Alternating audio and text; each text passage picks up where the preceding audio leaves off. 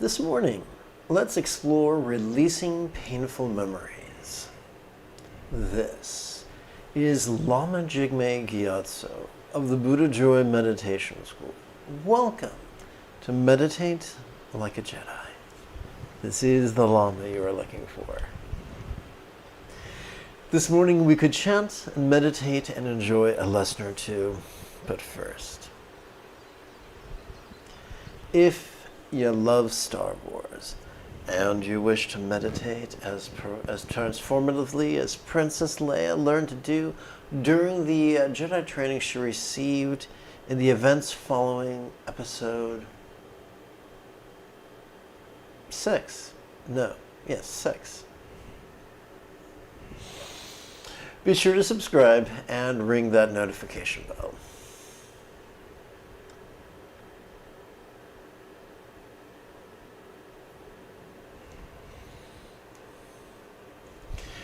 Again, this morning we could explore releasing painful memories that you too could meditate like a Jedi.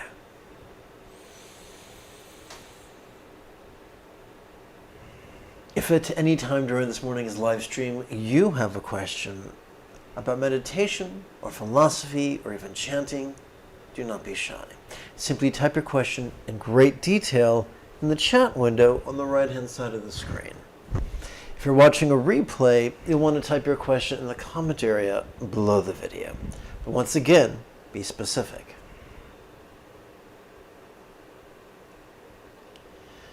Well, it's Dark 100 here in California, and if you're as dappled and drowsy as me, you may wish to engage in geriatric step-back squat thrusts before a Buddha image. You don't have to, but that's what I'm going to do right now.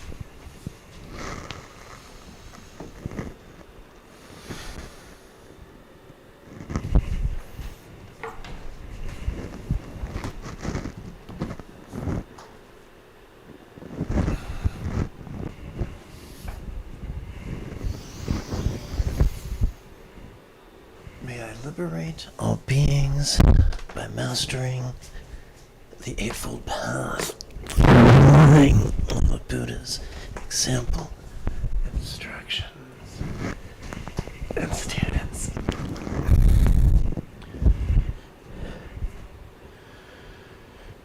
May I liberate all beings by mastering the Eightfold Path, relying on the Buddha's example, instructions, and the students.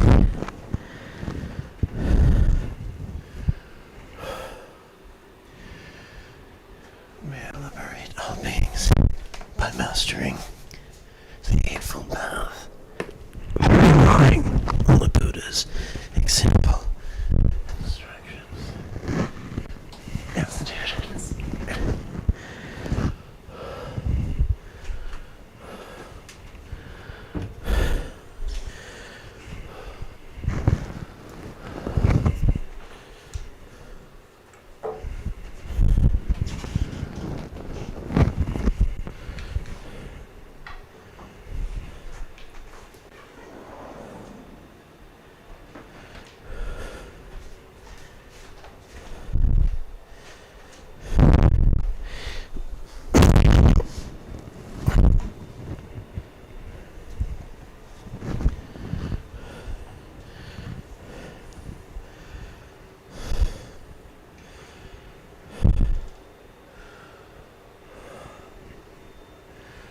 All right, let's check to see if there are any questions. Don't see any.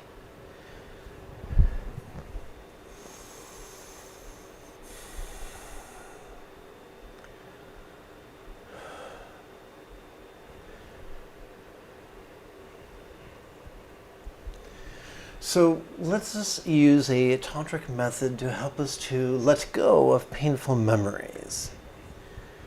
This doesn't mean we will forget about them. This doesn't mean we will erase them from our metaphoric hard drive. It means they will control us. They will less. They will still be there, but they will not control our choices or our utterances or our deeds.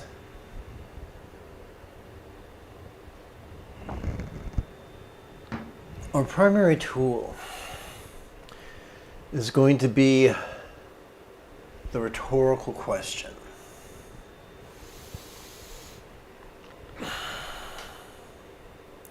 As we inhale, it's very easy to be observant of our mind's functions, which can appear to us rather clearly.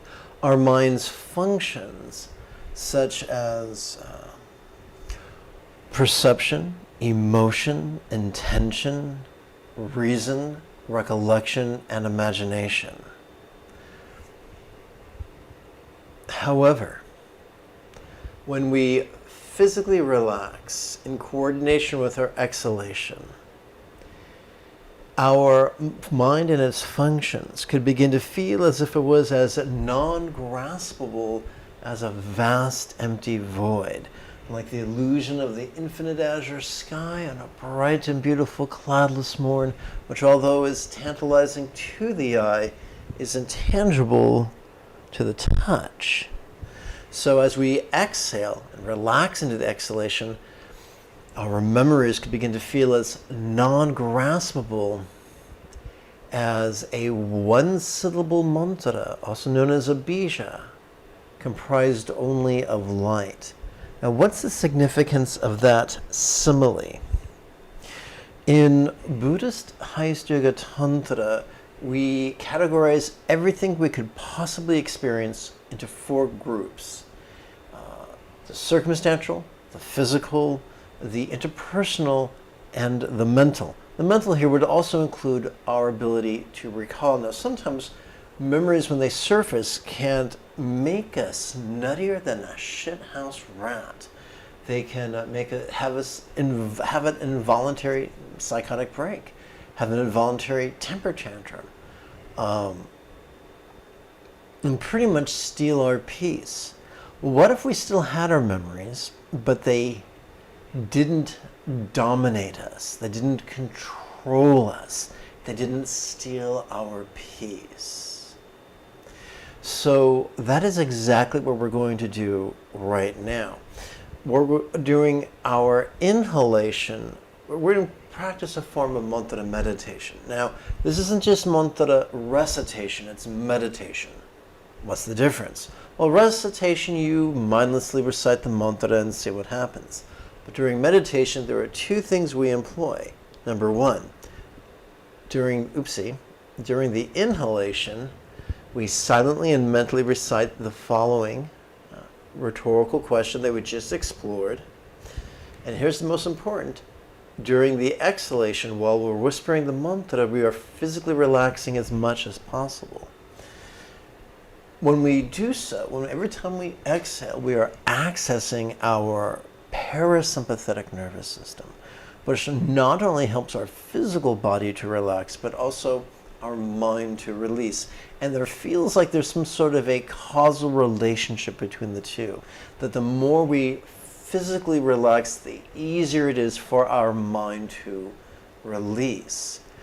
And so what we're going to do when we get to the appropriate point in this morning's live stream, this morning's guided meditation, is we're going to silently and mentally recite this rhetorical question.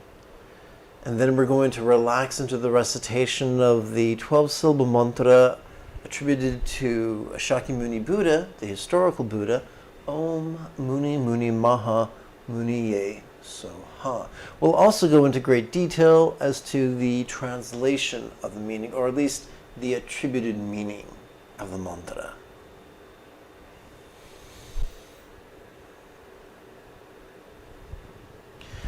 Every 12 hours, I broadcast a live meditation class without any ads. This channel is supported by the generosity of viewers just like you. With your help, this channel could support the next generation of nuns, monks, yogis, lamas, and even brick-and-mortar meditation centers, each replete with a resident teacher and their apprentice.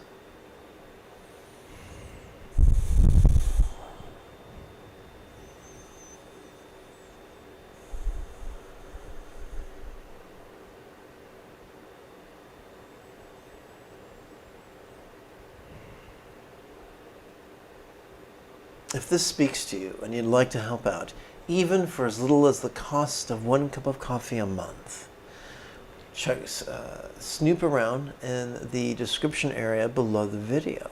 You'll find a link for Patreon, a second link for PayPal.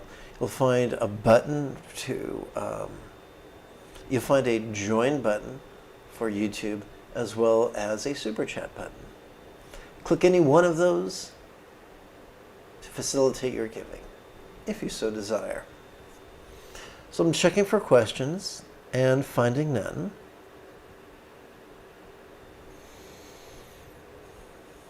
I think it could be great fun if together as a team we chanted 6 passages of my adaptation and amplification of the Padma group's translation, the final meditation manual attributed to Dzogchen Rinpoche, a great Tibetan yogi during the 1800s.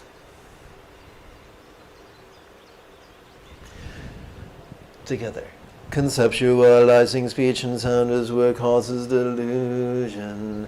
If you recognize it as not graspable as a whispered mantra, resounding yet not graspable as is empty as a take 2. Resounding yet non-graspable as a vast empty void, it is like Gautama.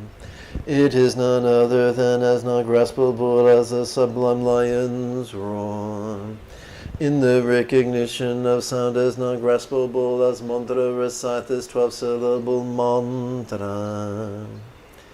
Rigidly clinging to mind's perceptions as true as the delusion that causes stressful samsara. If you leave mind in its natural state, free from the tyranny of thoughts, it is as non-graspable as the archetype Shakyamuni, comprised only of light. That would be this fellow right here. It is none other than as non-graspable as the sublime unwinding and ultimate mind. In ultimate mind, the mastery of awareness and letting go. That is the Dharmakaya. Recite this 12-syllable mantra. So let's take a moment to review the idea of an archetype of enlightenment. Why do we work with archetypes? Well, the vertebrates on this planet evolved to think symbolically. And using an archetype is a great way to organize the iconography that we rely upon for the mantras that we work with during our, for the metaphors that we work with during our mantra contemplations.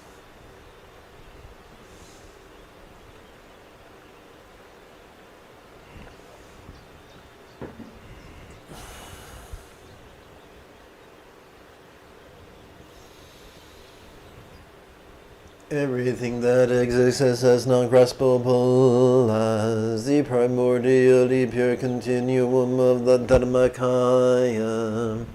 If you mean the Dharmakaya's mastery of awareness and letting go face to face, it is as non-graspable as the archetype of the Buddha, comprised only of light. It is none other than as beneficial as the sublime sovereign of the universe. In the continuum of the all-pervading purity, of awareness and release, recite this 12-syllable mantra.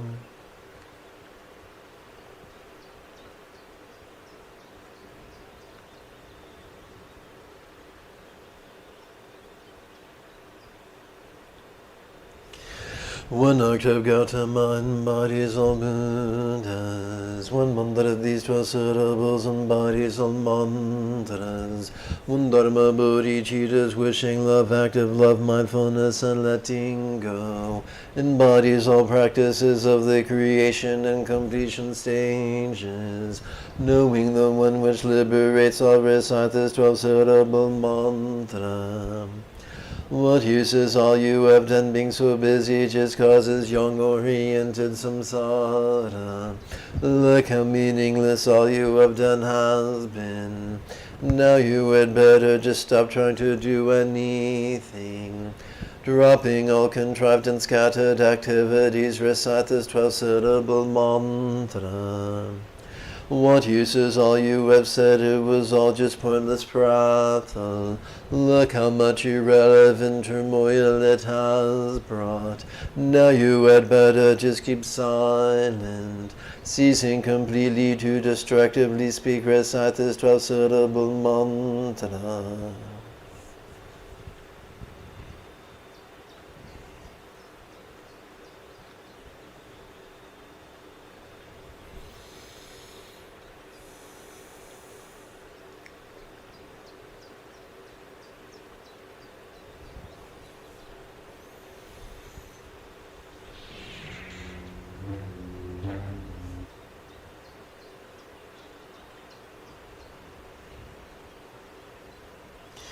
May I liberate all beings by mastering the Eightfold Path, through relying on the Buddha's example, instructions, and students. May I liberate all beings by mastering the Eightfold Path, through relying on the Buddha's example, instructions, and students. May I liberate all beings by mastering the Eightfold Path, through relying on the Buddha's example, instructions, and students.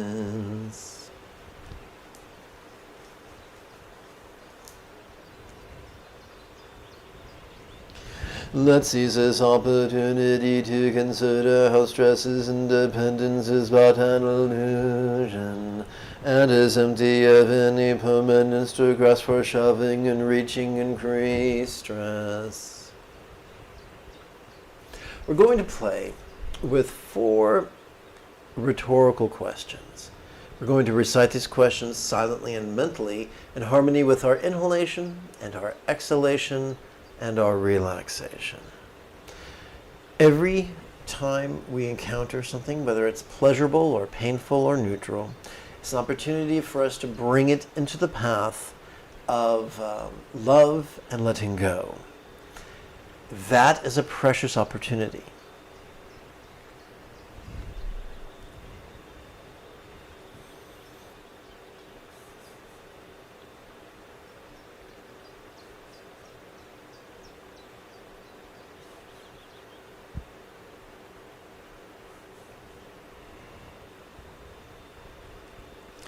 It's easy to fall into the trap of thinking that people who hurt us do it deliberately because they're villains, and people who help us do that deliberately because they are heroes. However, it is an underappreciated teaching that we are all subject to interdependence. Things affect us that we have no control over, that affect our minds and our choices and our utterances, sometimes in glorious ways, sometimes in grotesque ways. Becoming familiar with every entity's vulnerability to dependence can make it easier for us to be forgiving.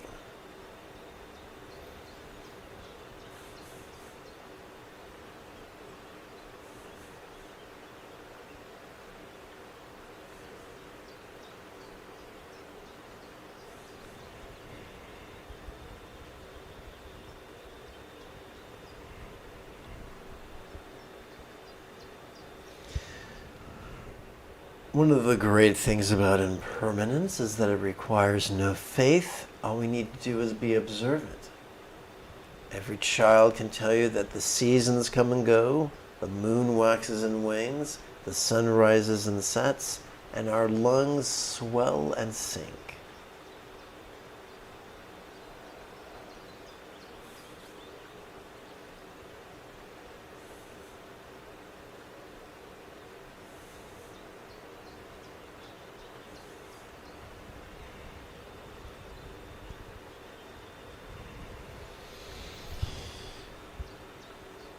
Our survival drives often coerce us into pushing or pulling or clinging in response to these circumstantial and physical and interpersonal and mental stressors we're subjected to. But as mammals who hunger for fulfillment, we can see that that strategy is deeply flawed.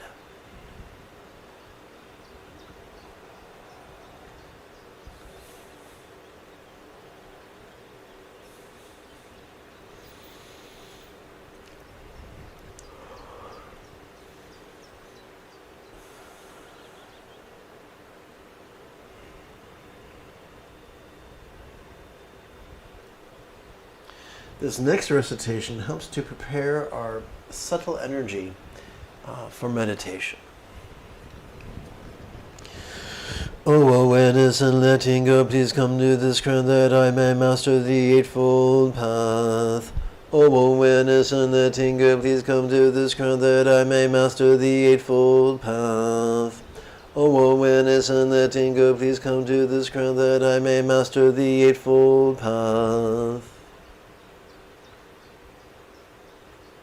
We're going to play with 4 additional rhetorical questions. These are going to be highly figurative. We're going to use melting as a metaphor of change to help us to leapfrog over the tyranny of our clinging tendencies. And we could use absorption as a metaphor of interdependence to help us to leapfrog over the tyranny of our competitive tendencies. How could all places blissfully melt into a rainbow light that absorbs into this body?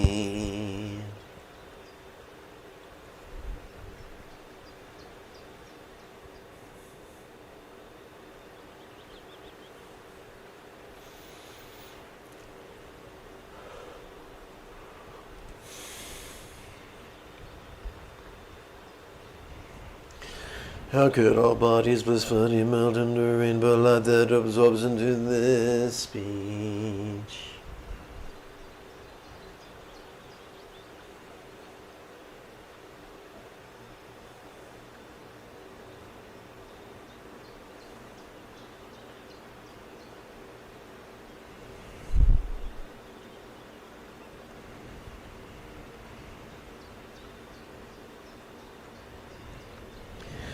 How could all speech blissfully melt into a rainbow light that absorbs into this mind?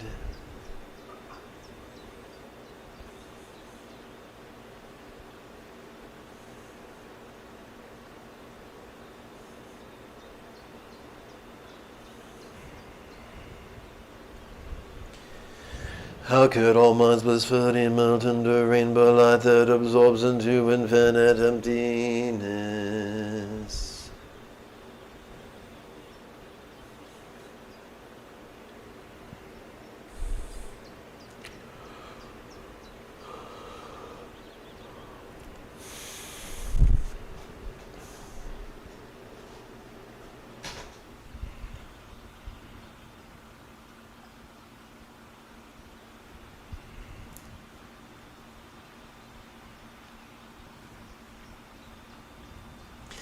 We come to this morning's first of 2 sets of silent meditation.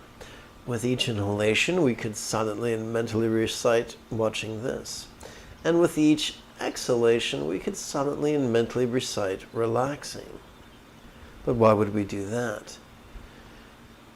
During the mindfulness phase, which is occurring during inhalation, we automatically access the the sympathetic nervous system that supports the sensory acuity that allows us to watch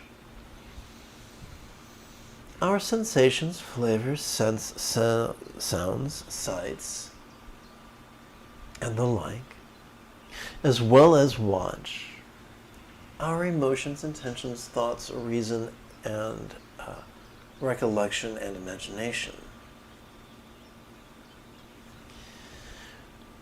We are empowered to do so vulnerably, passively, viscerally, and randomly. And so much so that the only label we need ever use is simply the pronoun this.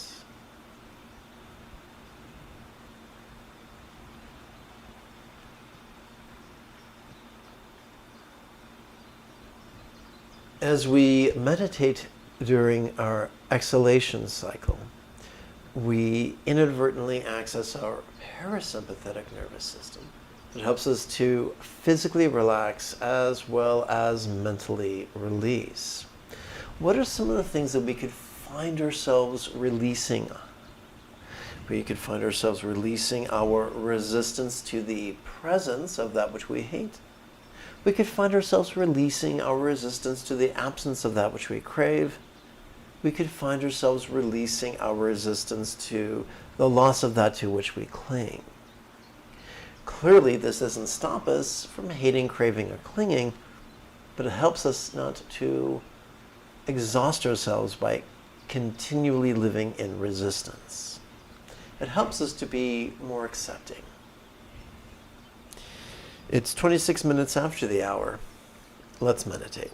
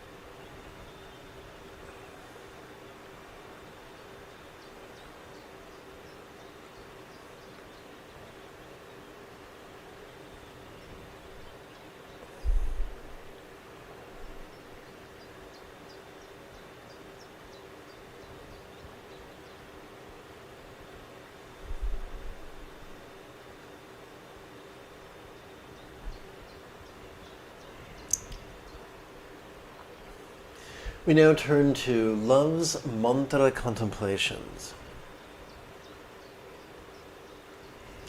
May everyone be free from stress, may everyone be happy, may no one be separated from their happiness. May everyone have balance, free from the tyranny of hating, craving, and clinging. With whom we invoke the example of the Muni wise one, like the Maha greatly wise one, Muni, yea, of the Shakyas, we so hard wish enlightenment for all. Through the cause and effect of my practice of love and letting go, may each sentient being of each world know practice with me in unison.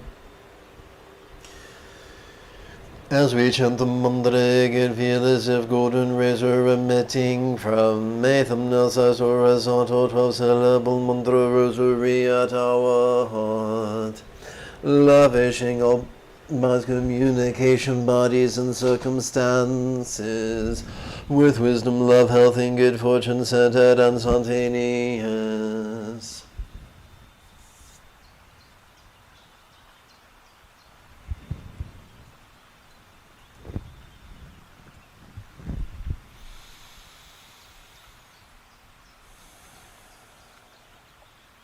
So we're going to play with 4 loving intentions that are going to be highly figurative.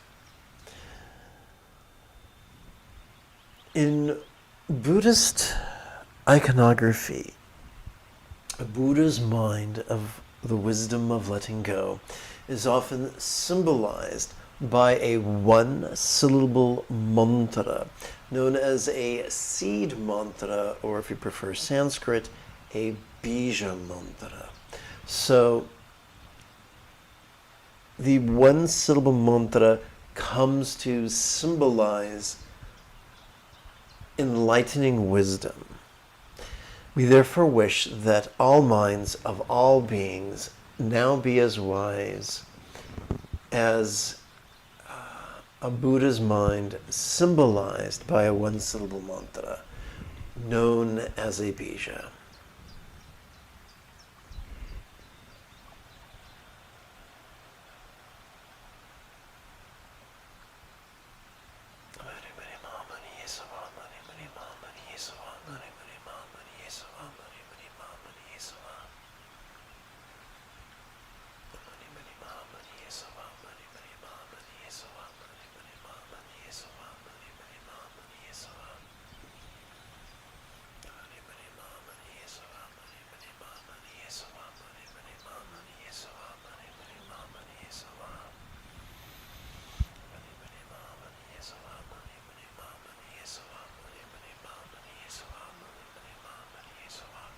Remember to relax as best you can during the whispering of the mantra.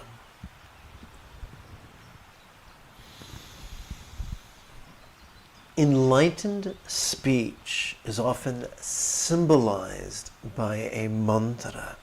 Enlightened speech is loving, and it has a positive effect on all the relationships that it touches.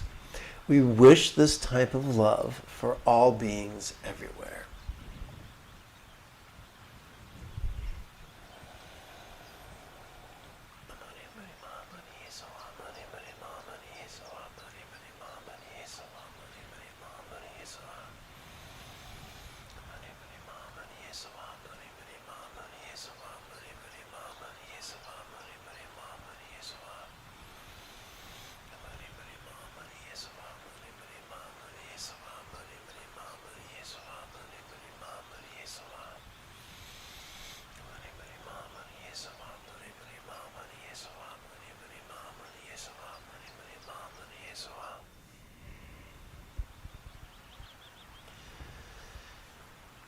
In Buddhist iconography, the body of a Buddha often can symbolize optimal physical health.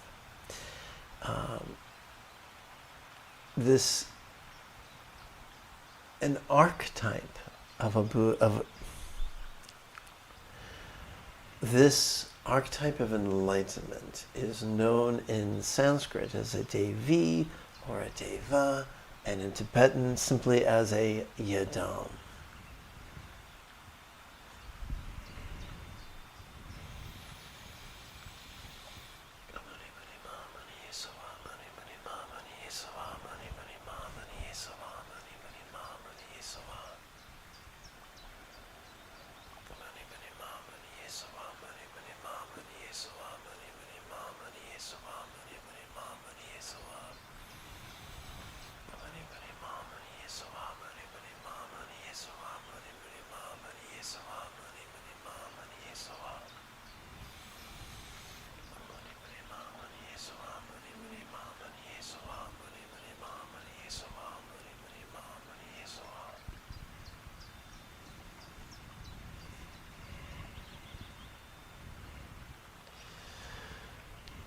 The mythical paradise of a Buddha, known as a Pure Land or a Vati, can function as a metaphor for ideal physical circumstances.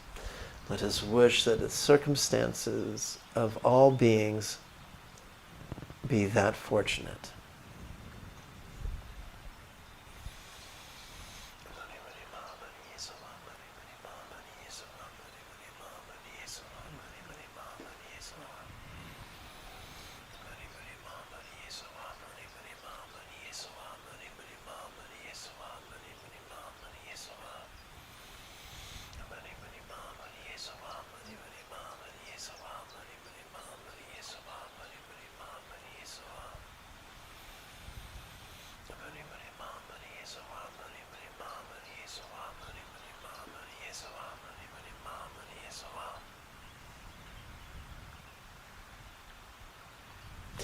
We now play with wisdom's mantra contemplations.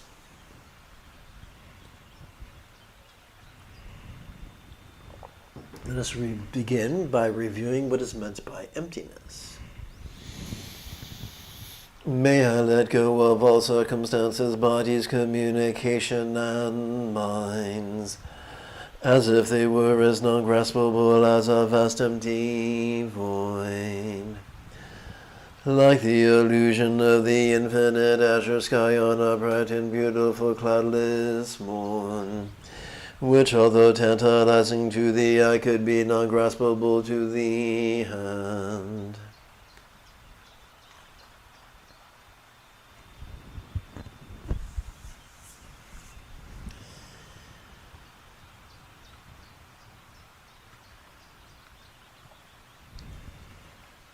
We're going to play now with 4 rhetorical questions.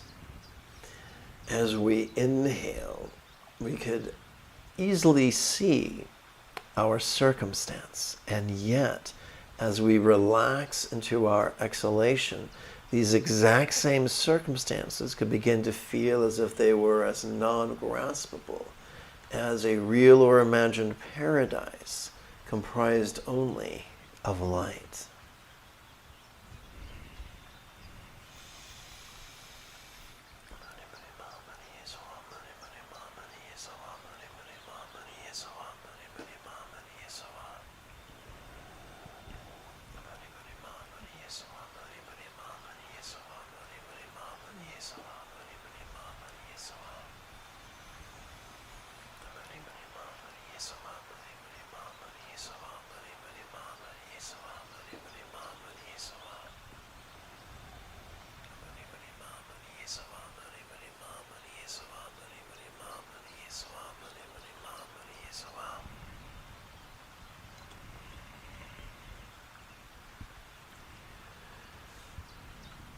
As we inhale, our bodies could feel rather sensual. However, as we physically relax in coordination with our exhalation, these exact same bodies could begin to feel as if they were as non-graspable as an archetype of enlightenment comprised only of light.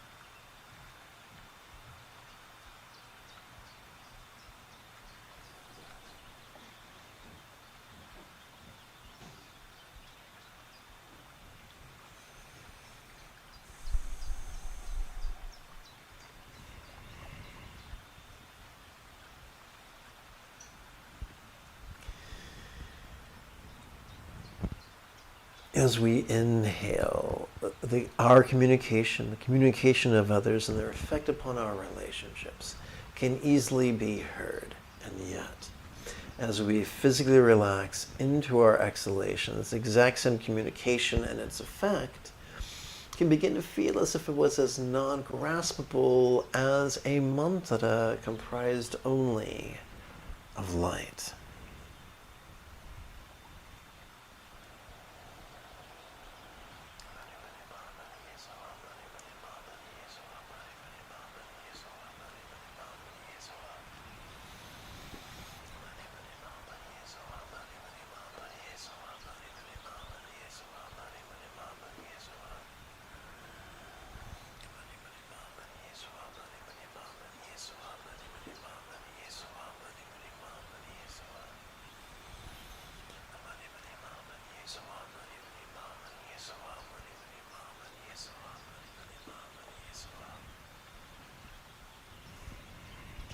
And now we circle back to the object of this morning's lesson.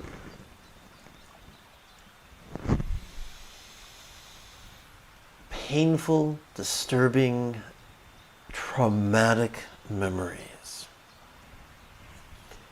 As we inhale, our mind's recollections could appear to us rather clearly. However, as we physically relax into our exhalation, our mind's recollections can begin to feel as if they were as non-graspable as a one-syllable mantra or bija comprised only of light.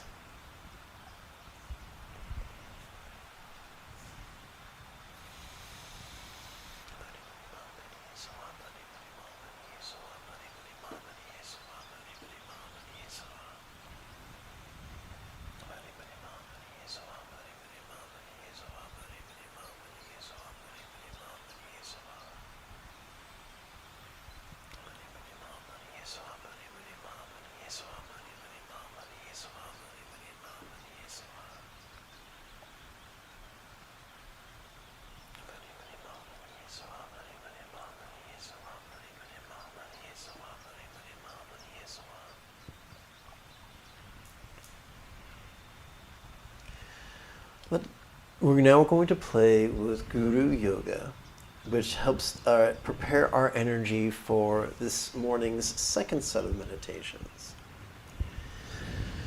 O love and letting go, please blend with this heart that I may liberate all beings. O love and letting go, please blend with this heart that I may liberate all beings.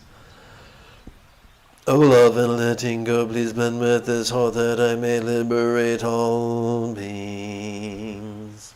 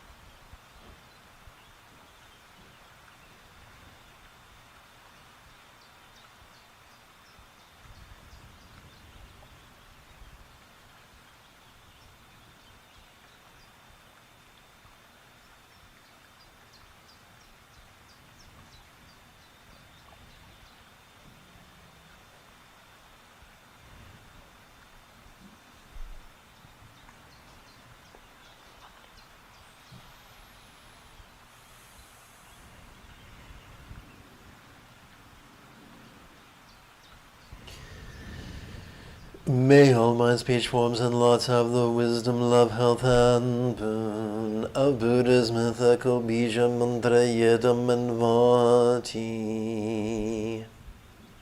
Having sat for the better part of an hour, it may be quite refreshing to knock out a few geriatric step back squat thrusts.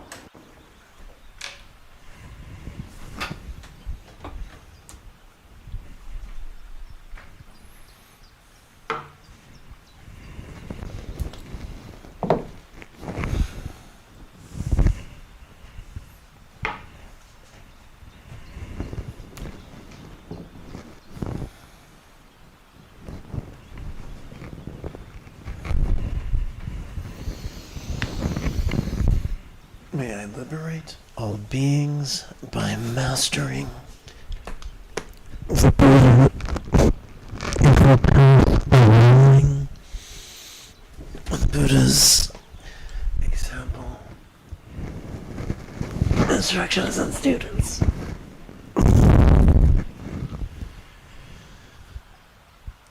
May I liberate all beings by mastering the Eightfold Path, on the Buddha's example, instructions, and students.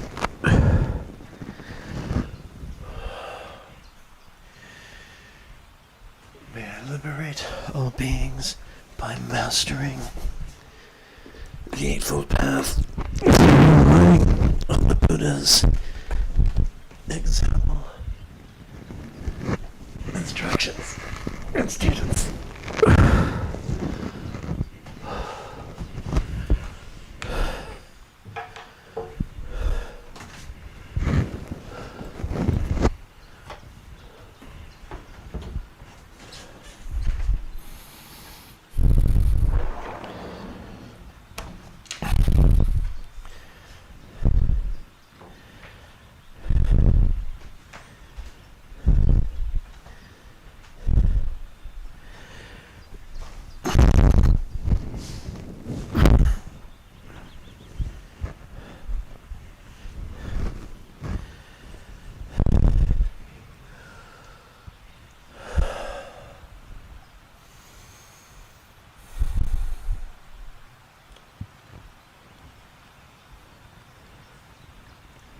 May all beings like the Buddha, master being flexible, loving, laid back, egalitarian, cooperative, and kind.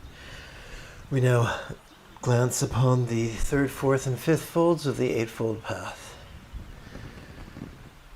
May all beings practice of kind communication, conduct, and calmness flow spontaneous and uncontrived. May all beings like the Buddha master the Eightfold Path as well as liberate all others. May each being take auspicious rebirth, complete the Buddha's path, and then help all others do likewise.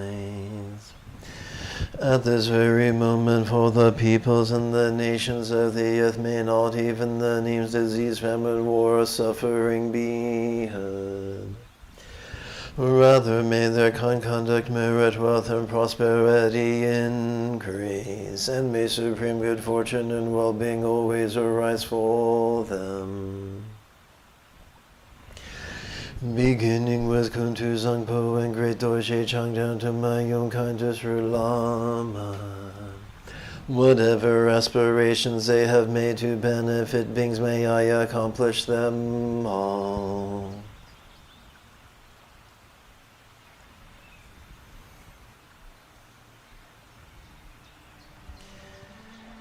If you feel like